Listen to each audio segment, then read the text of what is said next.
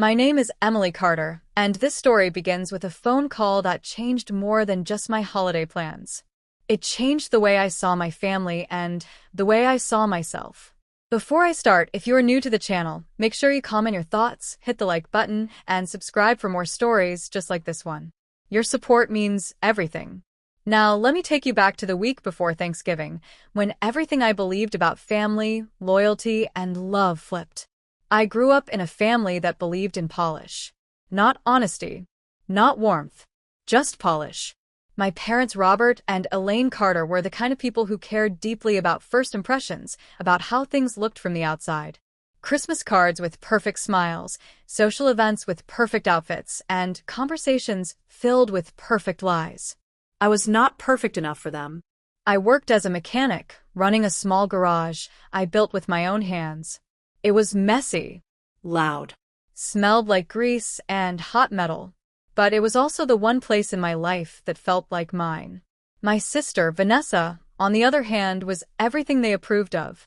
Beautiful, graceful, always calm, always polished.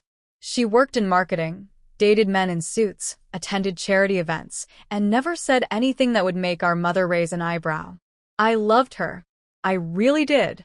I never resented her for the pedestal she stood on. But the pedestal resented me. And that resentment only grew stronger when Vanessa started dating Ethan Gray, a handsome, Ivy League-educated financial advisor with a spotless family background and a smile that made my mom act like she was auditioning for a role in a Hallmark movie. The moment Ethan entered her life, I felt the shift. It was subtle at first. A lowered voice when she introduced me. A quick glance at my hands, always a bit dirty no matter how many times I washed them. A laugh too forced when I mentioned the garage. A hesitation when inviting me to events. Then one evening, Vanessa said it outright. "Emily, maybe do not talk too much about your job when you meet Ethan's parents. They are traditional." I knew what that meant. Traditional meant judgmental. Traditional meant we think you are beneath us. I shrugged it off. I was used to people underestimating me. What I was not used to was my own family choosing embarrassment over me. The week before Thanksgiving, my mom called while I was at the garage replacing a carburetor.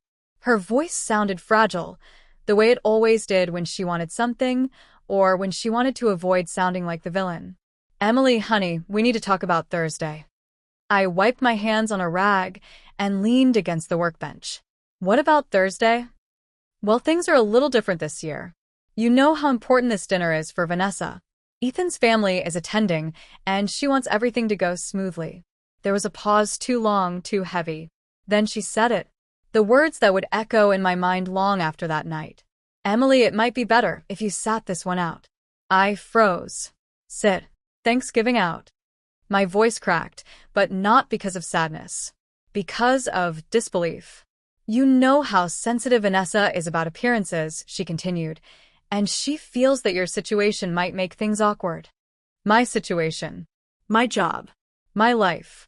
All of it was an embarrassment they wanted to hide behind a polished table with polished smiles. "So I am being uninvited," I said. Not a question. A fact. "Honey, please do not make this difficult. Your sister just wants everything to be perfect. You know how families can be judged and I hung up, not out of anger, but out of self-preservation. For the first time in my life, I felt something inside me crack, not quietly, not politely. Something deep. Something that had been ignored for years. I stood there alone in my garage, surrounded by the hiss of cooling metal, the distant hum of traffic, and the echo of her words. "Sit this one out. You might make things awkward. Your situation." It was not just uninviting me. It was erasing me. That night, I lay awake for hours. Not because I wanted to cry, but because I wanted to understand how my own family justified doing that to me. Was I really that embarrassing? Was working with my hands shameful? Was being myself a liability? By morning, something inside me settled not in defeat, but in clarity. Fine. If they did not want me there, I would not push. But I was done bending myself to fit their picture-perfect frame. Thanksgiving morning, I opened my garage early. Work always cleared my mind.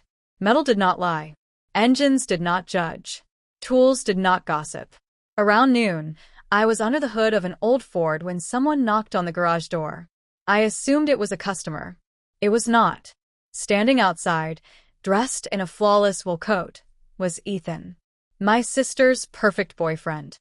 The man at the center of this entire storm. His expression was unreadable. And when he opened his mouth, the first words he said began unraveling everything my parents thought they understood. Ethan stood there in the doorway of my garage, framed by the cold November wind.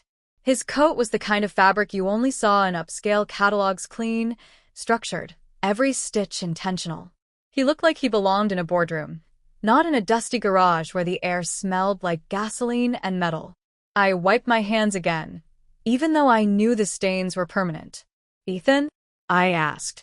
"Shouldn't you be at Thanksgiving?" He hesitated before stepping forward. "Emily, can we talk?" The way he said my name felt different, soft but weighed down, like he had been carrying something across miles just to place it at my feet. I gestured toward the small office in the corner of my garage. Sure. "Come in." He followed me inside, closing the door behind him, shutting out the wind but not the tension. For a moment, he just looked around. My tools, my manuals, the engine blocks stacked neatly along the walls. There was a quiet respect in his eyes, not pity, not superiority, but recognition. He finally exhaled. "I owe you an apology, Emily." I blinked. "For what?" "For your family. For the way this Thanksgiving has unfolded." A bitter laugh escaped me before I could stop it. "You have nothing to apologize for. They made their choice." His eyes lowered. "That is exactly what I wanted to talk about." There was a pause long enough for me to realize this was not a casual visit. He was not here to perform damage control on behalf of Vanessa. He was here because something had gone deeply wrong.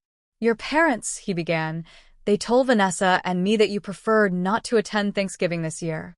They said it was your decision." I felt my stomach drop. "My decision?" "That is what they told us. They said you were busy, and that you might feel out of place." I stared at him, stunned. "They uninvited me. They said I would embarrass Vanessa. They said my job, my situation might make things awkward for your family." Ethan's jaw tightened, just slightly, but enough for me to see the anger he was trying to restrain. "They lied," he whispered. He said it not with shock, but with disappointment.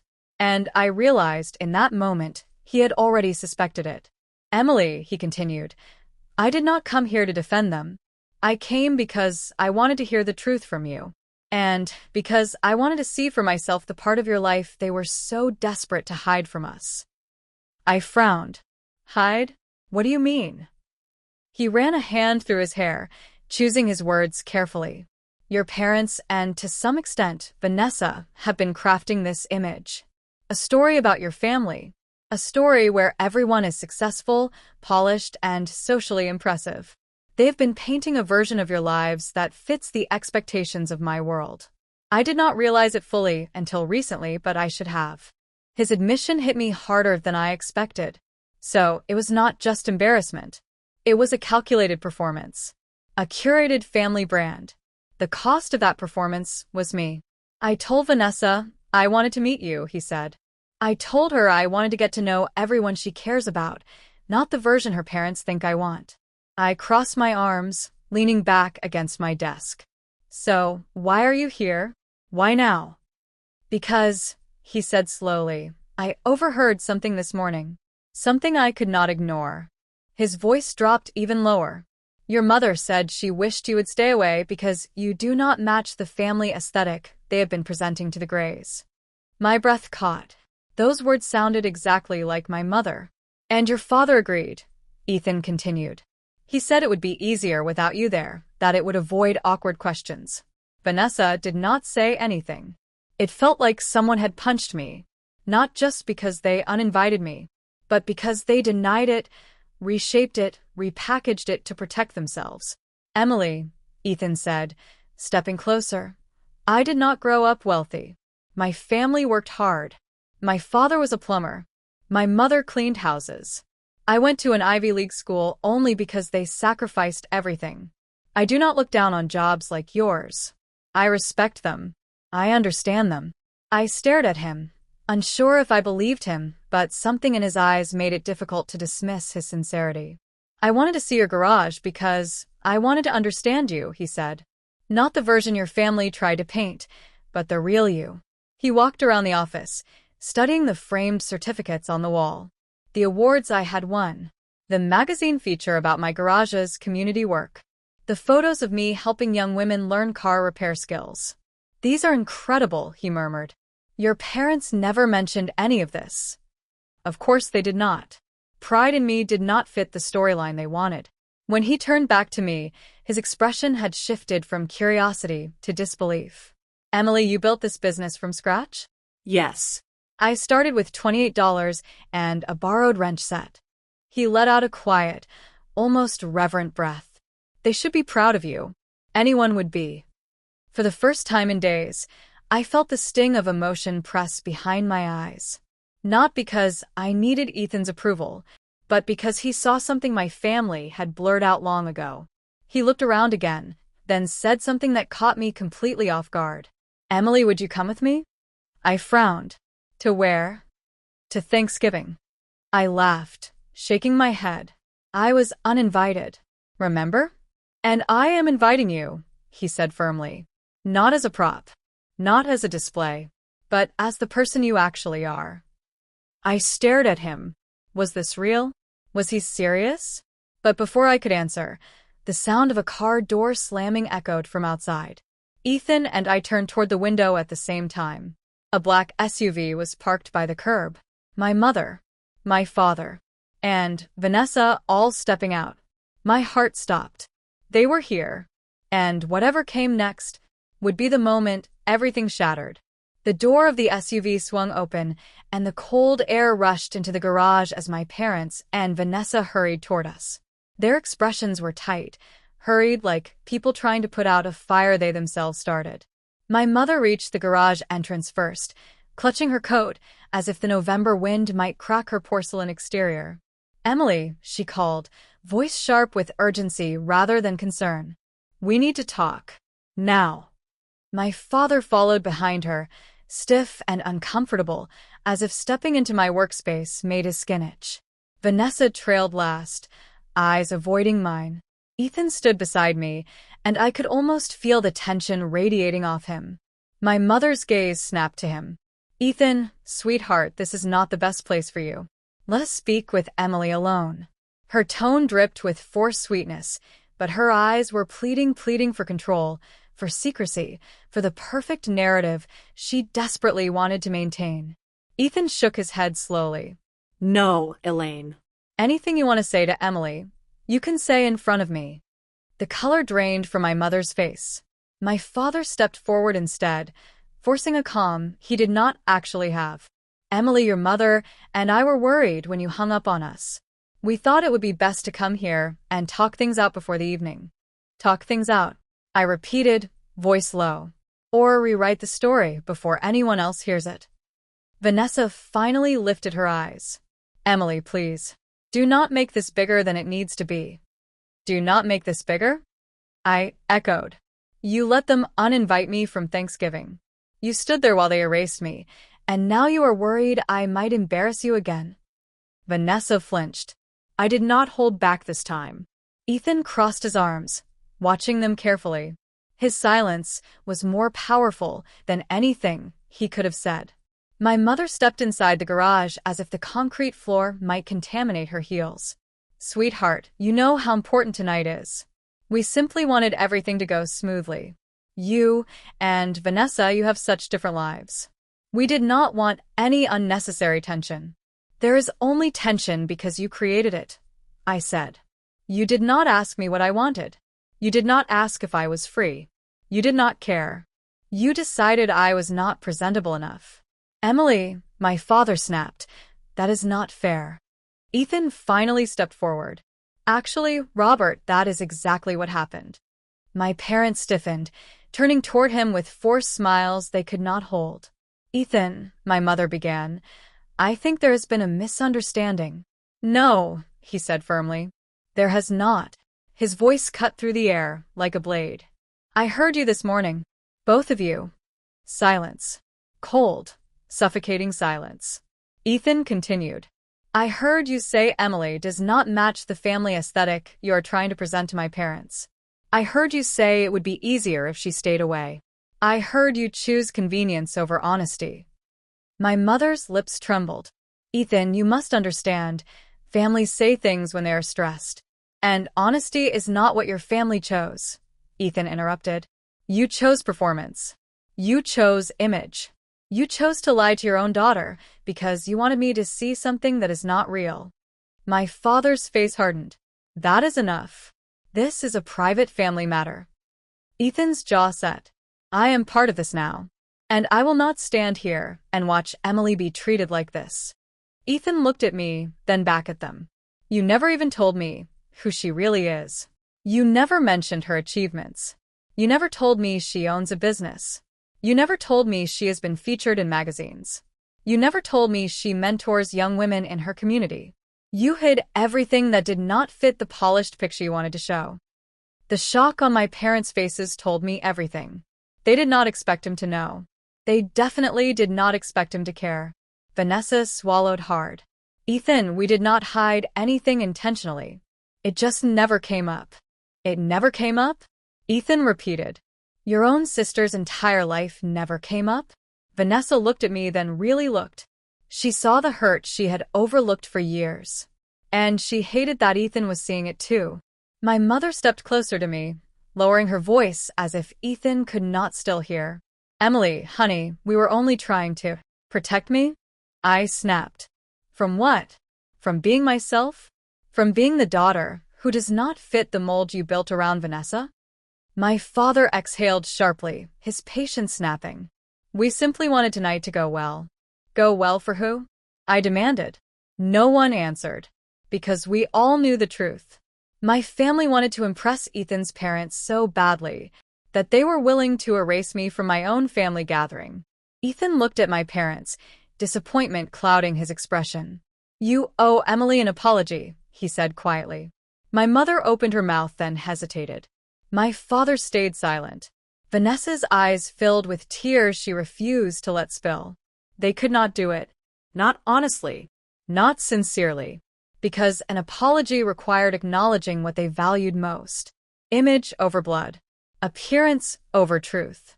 Vanessa over me. And they were not ready to face that. Ethan turned to me. Emily, come with me. Please. I looked at him, stunned. You still want me there? Of course I do. I want you to be part of this family. The real family, not the version being staged for my parents. My mother took a desperate step forward. Ethan, wait. If you bring her. He cut her off with one quiet, devastating sentence. If I bring her, it will be the first honest thing happening tonight. My mother froze. My father looked away.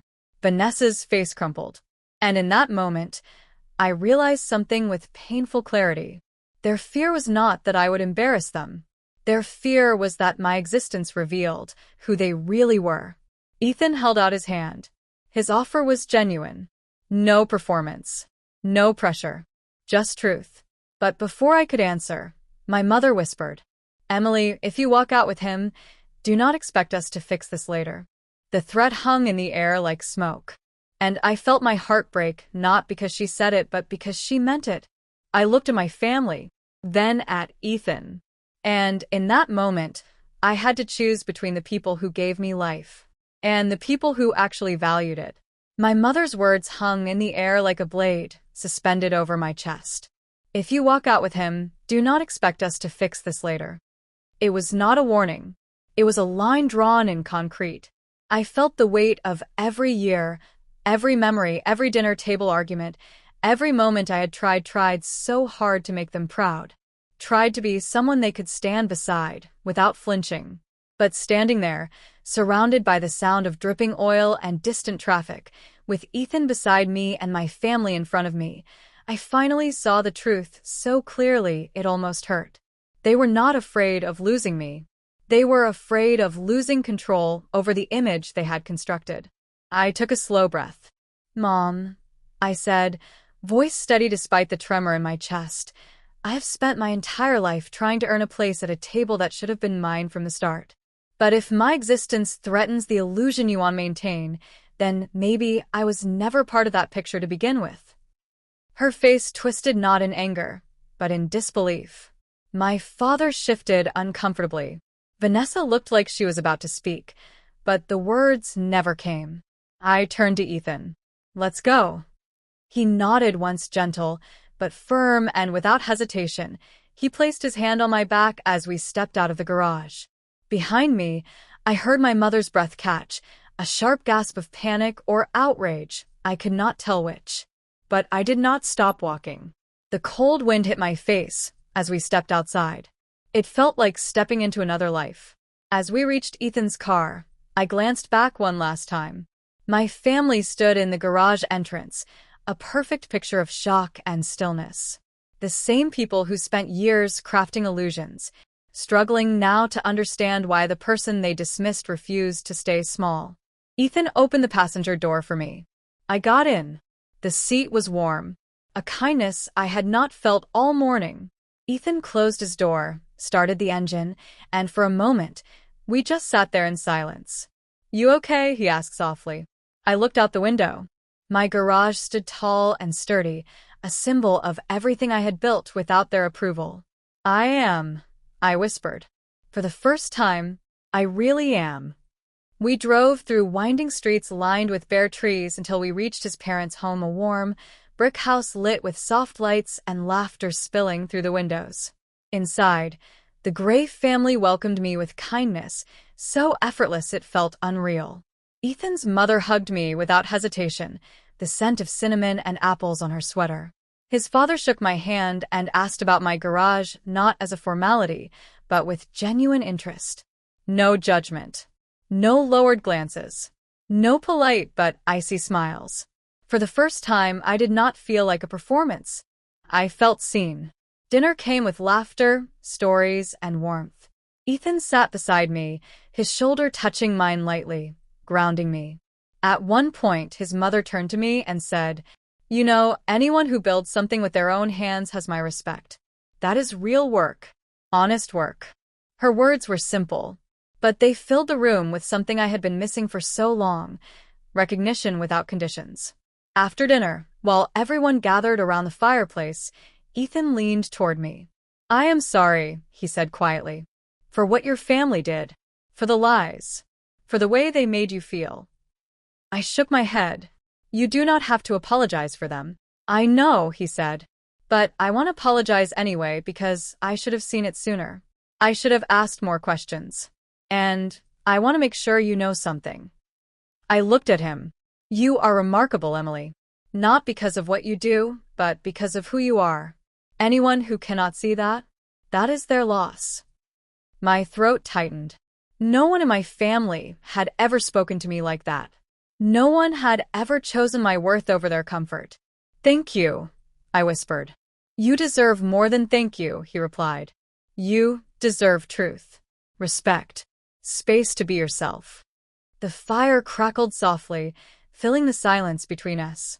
He hesitated for a moment before asking, "Do you regret leaving with me?" I took a deep breath. "No," I said. "I regret not leaving sooner." Later that night, when Ethan drove me home, he walked me to the door of my apartment.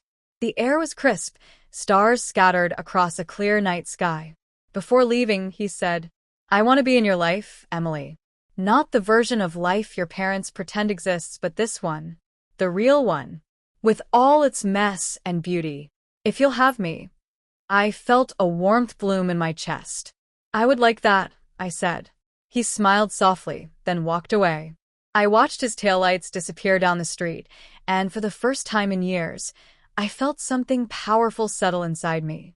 Peace. Not because I gained something, but because I finally let something go. The next morning, my phone buzzed. A message from Vanessa. "Emily, I am sorry." Followed by, "I should have stood up for you. I was wrong. I hope one day you can forgive me." There was no message from my parents. Maybe there would be one day. Maybe not. But for once, I was not waiting around for their approval, their validation, their conditions. For once, I was choosing myself. And that was enough. Thank you for listening to my story. If you have ever felt unseen, underestimated, or erased by the people who were supposed to love you unconditionally, I hope my journey reminds you of something important. Your worth does not depend on the version of you that others find convenient. Your value is not defined by their expectations or their fears. Sometimes the family you build with honesty, respect, and love means more than the family you were born into. And sometimes stepping away from people who refuse to see you is the first step toward finally seeing yourself. If this story resonated with you, I would love to hear your thoughts. Leave a comment, tell me your experiences, and share what part of this story spoke to you most. Do not forget to like, subscribe, and stay with me for more stories that delve into truth, healing, and the raw reality of being human.